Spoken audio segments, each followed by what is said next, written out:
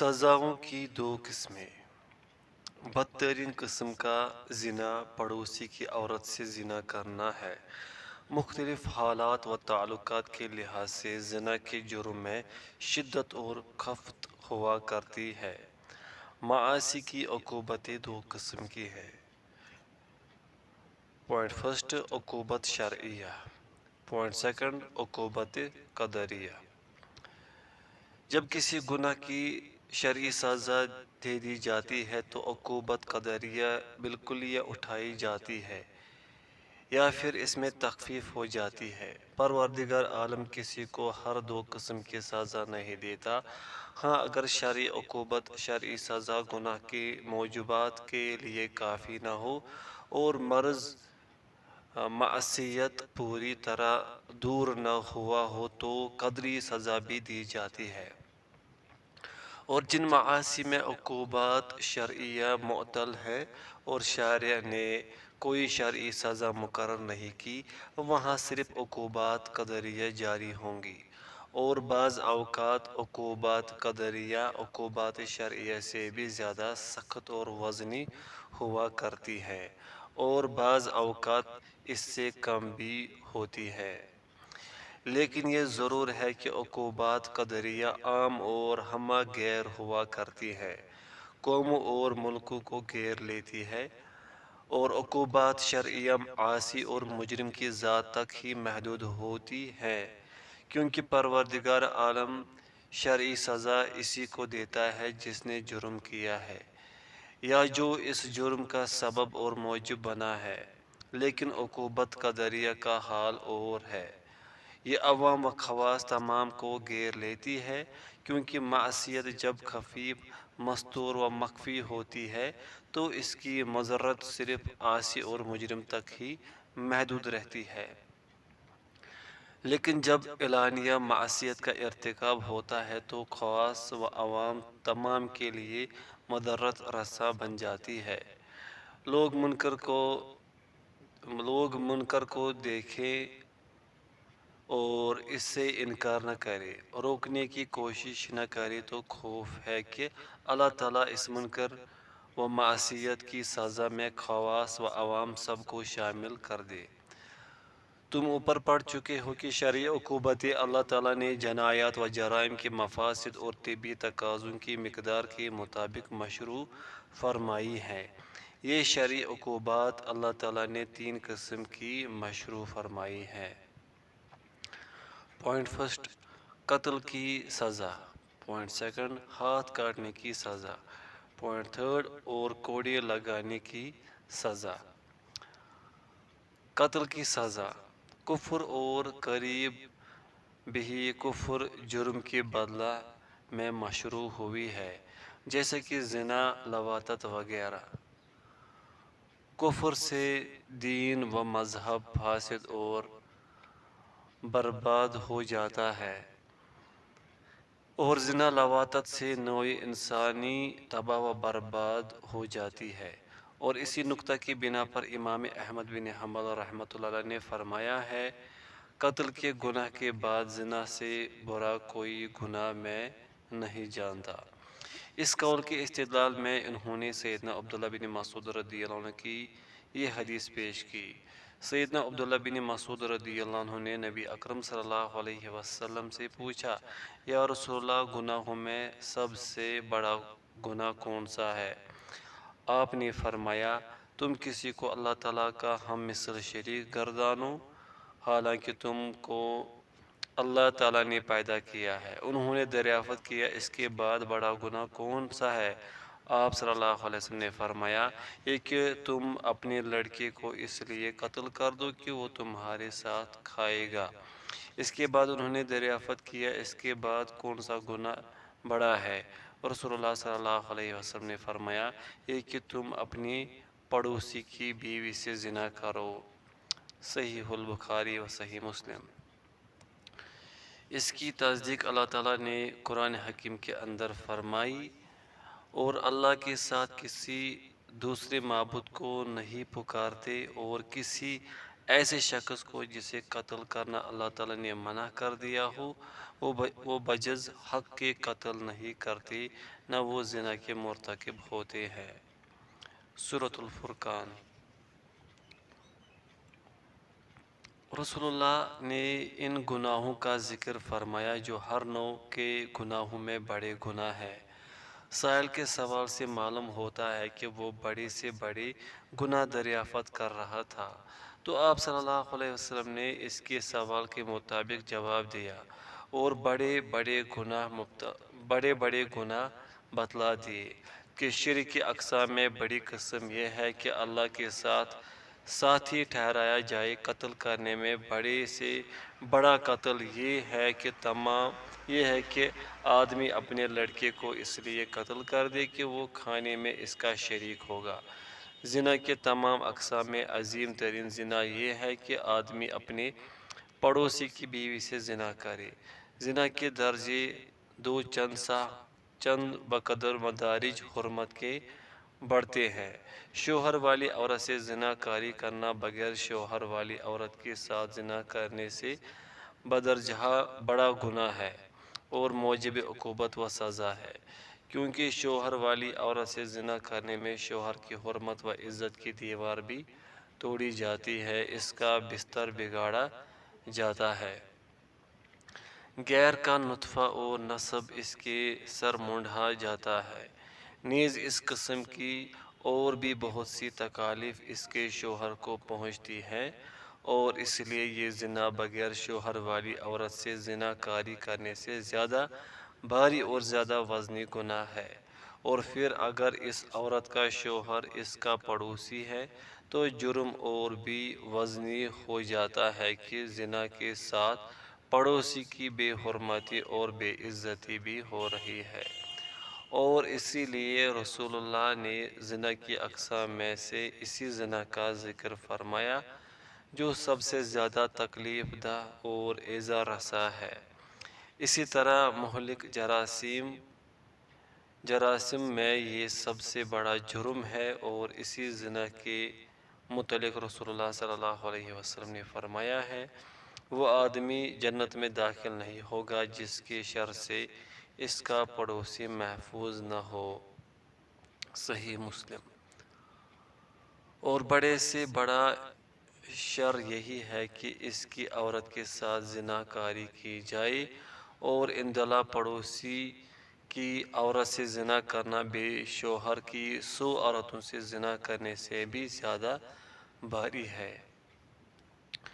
اور پھر اگر پڑوسی اس کا بھائی ہے یا قریبی رشتہ دار ہے تو اس جنایت و جرم کے علاوہ قطع رحمی کا جرم بھی شامل ہو جائے گا، یوں گناہ اور زیادہ وزنی ہو جائے گا۔ اگر پڑوسی اللہ کی کسی طاعت اور نیکی کے لیے گیا ہوا ہے، مثلا نماز کے لیے گیا ہے یا تحصیل علم کے لیے گیا ہے یا جہاد کے لیے گیا ہوا ہے، تو گناہ اور بھی زیادہ وزنی ہو جاتا ہے۔ چنانچہ کسی غازی فی سبیل اللہ کی عورت سے کسی نے زنا کاری کی تو قیامت کے دن اسے غازی کے سامنے لا کھڑا کیا جائے گا اور غازی سے کہا جائے گا اس کی جس قدر نیکیاں تو لینا چاہے لے لے۔ رسول اللہ نے یہ بیان فرماتے ہوئے فرمایا، فما ظنکم، یعنی تمہارا کیا خیال ہے غازی اس وقت کیا کرے گا؟ یعنی یہ اس وقت جب کہ لوگوں کو نیکیوں کی اس قدر ضرورت ہوگی کہ ایک ایک نیکی کے لیے آدمی مضطرب اور بے چین ہوگا۔ باپ اپنا حق اپنے بیٹے سے نہیں چھوڑے گا، کیا غازی اس وقت اس کی نیکیاں اس کے لیے رہنے دے گا جبکہ اسے کہہ دیا گیا ہے کہ اس کی نیکیوں میں سے جس قدر تو چاہے لے لے۔ اگر ایسا اتفاق پڑ جائے کہ عورت ذی رحم میں سے ہے تو زنا کے ساتھ قطع رحمی اور حرمت رحم توڑنے کا جرم بھی شامل ہو جائے گا۔ اور کہیں اتفاق ہو گیا کہ آدمی محسن بیوی والا ہے تو جرم اس سے بھی زیادہ وزنی ہو جائے گا، اور اگر زانی بڑا ہے تو یہ باری سے باری جرم ہو جائے گا۔ اور شیخ یعنی بڑھا زانی تو ان 3 قسم کے لوگوں میں سے ایک ہے جن کے متعلق وارد ہے کہ قیامت کے دن اللہ تعالیٰ ان سے کلام نہیں کرے گا، اور جس کے متعلق سخت سے سخت عذاب کی وعید وارد ہوئی ہے۔ صحیح مسلم۔ اور اگر اس کے ساتھ یہ شامل ہو جائے کہ زنا کا ارتکاب حرمت والے مہینوں میں کیا جائے یا حرمت والے شہر یعنی مکہ معظمہ میں کیا جائے یا ان اوقات میں کیا جائے جو مقبولیت دعا کی اوقات ہے، مثلاً اوقات نماز میں یا اوقات اجابت دعا میں، تو یہ جرم اور زیادہ سنگین ہو جائے گا۔ اسی پر تم گناہوں اور گناہوں کے مفاسد، جنایات و جرائم اور ان کی عقوبتوں اور سزاؤں کے درجات و مراتب کو قیاس کر لو۔ ان اللہ المستعان۔ گناہوں کی 3 اقسام۔ گناہ 3 قسم کے ہیں۔ پوائنٹ فرسٹ، ایک وہ جن میں حد مقرر ہے۔ پوائنٹ سیکنڈ، ایک وہ جن میں کفارہ لازم ہے۔ پوائنٹ تھرڈ، ایک وہ جن میں نہ حد مقرر ہے نہ کفارہ لازم آتا ہے۔ اللہ تعالیٰ نے ہاتھ کاٹنے کی حد اور سزا وہاں مقرر فرمائی ہے جہاں مال کا بچاؤ ناممکن ہو، مثلاً چور سے مال کا بچاؤ کرنا ممکن نہیں ہے۔ چور مخفی طریقے سے مال چراتا ہے، نقب لگا کر مال لے جاتا ہے، دروازے چھوڑ کر دیواروں پر چڑھ جاتا ہے۔ چور کا حال بالکل بلی اور سانپ کا سا ہے کہ یہ گھروں میں اس طرح گھس جاتے ہیں کہ کسی کو پتہ تک نہیں چلتا۔ پس اللہ تعالیٰ نے سرقہ، چوری کے فساد کو قتل کا درجہ نہیں دیا، اور یہ بھی ظاہر ہے کہ یہ فساد صرف کوڑے مارنے سے بھی دفع نہیں ہو سکتا، اس لیے سرقہ، چوری کے مفاسد کے دفع کی بہتر سے بہتر شکل یہ ہے کہ اس عضو کو کاٹ دیا جائے جس کے ذریعے اس جرم کا ارتکاب کیا جاتا ہے۔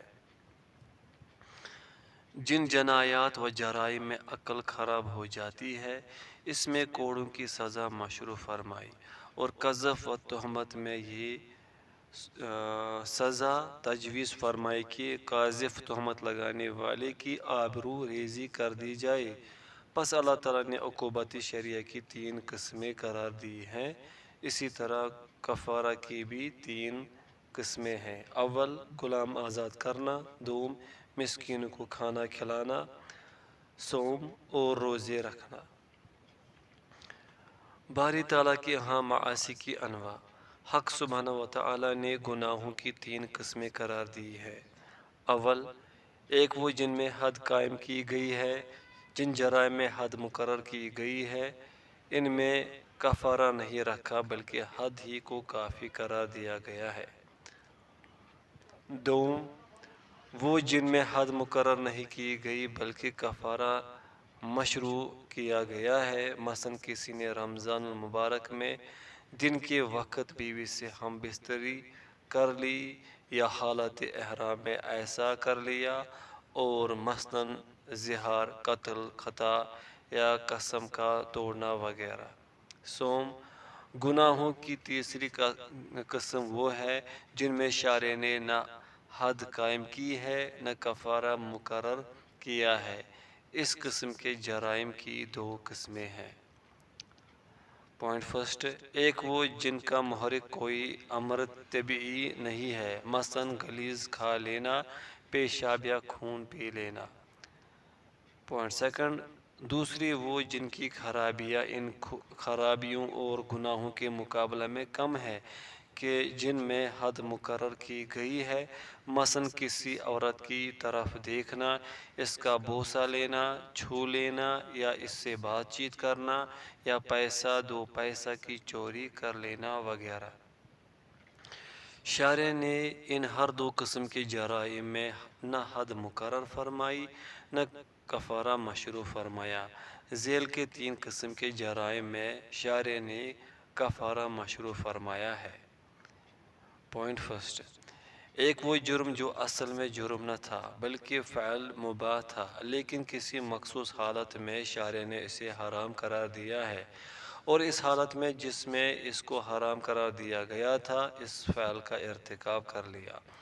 مثلاً بیوی سے ہم بستری مباح ہے، لیکن احرام اور روزہ کی حالت میں، نیز حیض و نفاس کی حالت میں شارع نے ہم بستری حرام کر دی۔ ہاں، وطی فی الدبر کا مسئلہ اس کے خلاف ہے، یہ کسی حال میں بھی مباح نہیں ہے، اس کی تحریم دائمی تحریم ہے۔ بعض فقہا نے اس جرم کو حالت حیض و نفاس کی ہم بستری پر جو قیاس کیا ہے صحیح نہیں ہے، کیونکہ یہ فعل کسی وقت بھی جائز اور مباح نہیں ہے، بلکہ یہ بمنزلہ لواطت اور شراب نوشی کے ہے۔ پوائنٹ سیکنڈ، دوسری قسم کفارہ کی یہ ہے کہ آدمی اللہ تعالیٰ کے لیے عقد نظر یا عقد یمین باندھ لے، یعنی کسی نے اللہ تعالیٰ کے لیے نظر کی گرہ باندھ لی، یا اللہ تعالیٰ کی قسم کھا لی، یا اللہ تعالیٰ نے کسی چیز کو حرام گردانا اور پھر کسی نہج اور کسی ضرورت سے اس کو حلال گردانا چاہا، تو حلال کرنے کے لیے کفارہ مقرر کر دیا۔ اس قسم کی کفارہ کا نام شارع نے تحلہ رکھا ہے۔ یہ کفارہ اس حد تک و توہین کا کفارہ نہیں ہے جو قسم توڑ کر اللہ کے نام کی حد تک ہوئی ہے، جیسا کہ بعض فقہا کا خیال ہے، کیونکہ قسم کا توڑنا کبھی واجب بھی ہوتا ہے، کبھی مستحب اور کبھی مباح۔ یہ کفارہ تو صرف اس عقد اور گرہ کا ہے جو اس نے باندھی تھی اور پھر کھول دی۔ پوائنٹ تھرڈ، تیسری قسم کا کفارہ وہ ہے جو کسی نقصان کی بحالی کے لیے لازم آتا ہے، مثلا قتل خطا، کہ کسی کو غلطی سے قتل کر دیا۔ یہاں کوئی گناہ اور جرم نہیں بلکہ ایک غلطی ہو گئی ہے جس کا کفارہ دینا پڑتا ہے، یا مثلا شارع نے جس جگہ شکار کرنے کی ممانعت کر دی ہے وہاں اس نے غلطی سے شکار کر لیا، اس میں بھی کوئی گناہ نہیں ہے بلکہ ایک غلطی ہو گئی ہے، اور یہ کفارہ ان غلطیوں کی پابجائی کے لیے ہوتا ہے۔ پہلی قسم کا کفارہ زجر و توبیخ کی غرض سے ہے۔ دوسری قسم کا کفارہ عقد کشائی یعنی گرہ کھولنے کا کفارہ، جسے تحلہ کہتے ہیں۔ اور یہ امر بھی بالکل واضح ہے کہ کسی معصیت و جرم میں حد اور تعزیر دونوں جمع نہیں ہو سکتے، بلکہ جس میں حد مقرر ہے وہاں حد کافی ہے، وگرنہ پھر تعزیر پر اکتفا ہوگا۔ نیز کسی معصیت میں حد اور کفارہ دونوں چیزیں جمع نہیں ہو سکتی، جس میں حد ہے کفارہ نہیں، اور جس میں کفارہ ہے اس میں حد نہیں ہے۔ اب مسئلہ یہ باقی رہ گیا کہ جس معصیت میں حد مقرر نہیں کی گئی اس میں تعزیر اور کفارہ دونوں چیزیں جمع ہو سکتی ہیں یا نہیں۔ اس میں اختلاف ہے، مثلا حالت احرام میں یا حالت صوم میں یا حالت حیض میں بیوی سے ہم بستری کر لی گئی اور اس کا کفارہ ہم نے واجب گردان لیا، تو پھر کیا حکم ہے؟ بعض علماء کہتے ہیں اس میں کفارہ کے ساتھ تعزیر بھی واجب ہوگی، کیونکہ جنایت کا ارتکاب کر کے اس نے واجب احترام حکم کی توہین کی ہے۔ بعض علماء کہتے ہیں نہیں، بلکہ اس میں صرف کفارہ کافی ہے، کیونکہ کفارہ اس جرم کی پاداش ہے جو جرم کو محو کر دیتی ہے۔